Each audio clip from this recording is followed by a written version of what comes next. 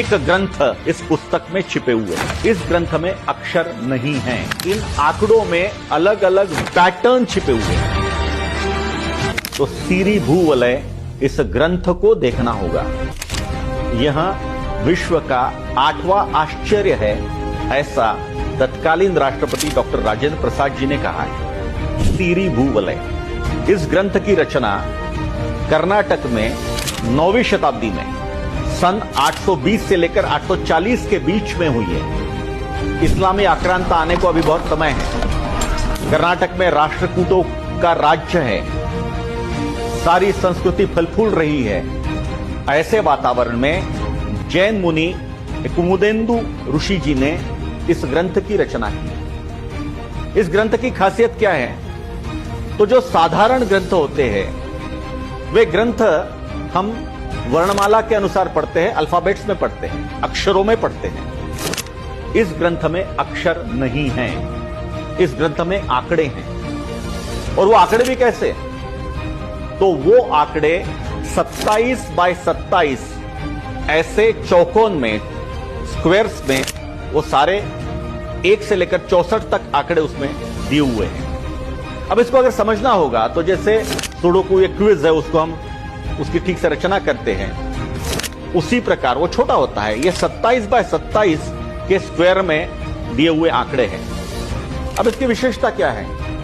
इसकी विशेषता यह है कि इन आंकड़ों में अलग अलग बंध छिपे हुए हैं। बंध छिपे हुए यानी पैटर्न छिपे हुए हैं। और वो पैटर्न के अनुसार अगर हम जाएं तो उसमें से एक एक ग्रंथ निकलता है।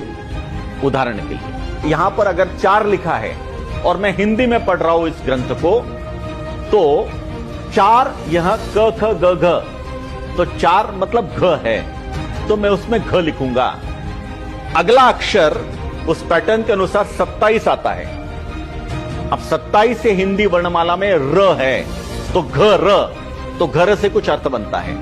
इस प्रकार से अगर मैं ऐसा पढ़ते जाऊंगा तो मैं हिंदी में एक ग्रंथ पढ़ रहा हूं। मान लीजिए हिंदी में रामायण यह ग्रंथ पढ़ रहा हूं। उन्हीं आंकड़ों को लेकर दूसरे बंध से, दूसरे पैटर्न से मैं तेलुगु में महाभारत पढ़ सकता हूं। उन्हीं आंकड़ों को लेकर मैं दूसरे पैटर्न से संस्कृत में कोई एक आयुर्वेद का ग्रंथ पढ़ सकता हूं। उन्हीं पैटर्न को लेकर, उन्हीं आंकड़ों को लेकर अलग पैटर्न से मैं कन्नड़ के किसी दूसरे ग्रंथ का आनंद ले सकता हूं। ऐसे अनेक ग्रंथ इस पुस्तक में छिपे हुए हैं।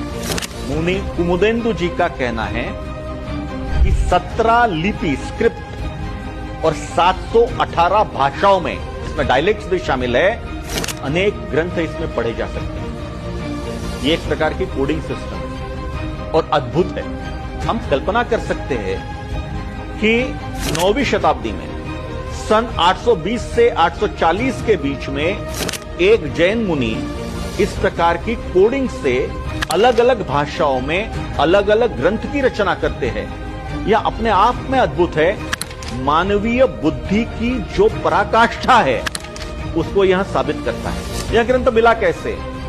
तो उसका बहुत बड़ा एक इतिहास है। धरणेंद्र शास्त्री जी के पास यह ग्रंथ था वगैरह, ऐसा उसका बहुत बड़ा इतिहास है। लेकिन उससे भी महत्वपूर्ण है कि यह ग्रंथ, ऐसा कहा जाता है कि 64,000 पृष्ठों का था, जिसमें से मात्र 1270 पृष्ठ आज के समय उपलब्ध है। और आज 21वीं शताब्दी में भी इस ग्रंथ को पढ़ने के लिए अत्याधुनिक तकनीक का प्रयोग करके, उस तकनीकी के माध्यम से उसको पढ़ने का प्रयास करके, अलग अलग एल्गोरिदम बनाकर भी इस ग्रंथ को पूर्ण रूप से पढ़ना, डिकोड करना संभव नहीं हो रहा। अनेक स्थानों पर सीरी भूवलय का अध्ययन करने के लिए विशेष केंद्र बनाए गए, जिसमें आईटी के एक्सपर्ट, आईआईटी के पढ़े हुए ग्रेजुएट्स, इनका समावेश किया गया है।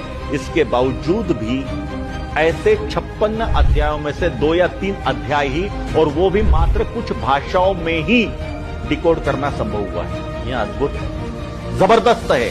एक आदमी की प्रतिभा, एक आदमी की प्रज्ञा इतनी जबरदस्त हो सकती है, इसका दूसरा उदाहरण नहीं है। और आज तक लोगों को समझ में नहीं आ रहा है कि एक ग्रंथ में इस प्रकार के अनेक ग्रंथ, एक प्रकार से हम कह सकते हैं यह एनसाइक्लोपीडिया है, विश्वकोश है, ज्ञान का विश्वकोश 9वीं शताब्दी में।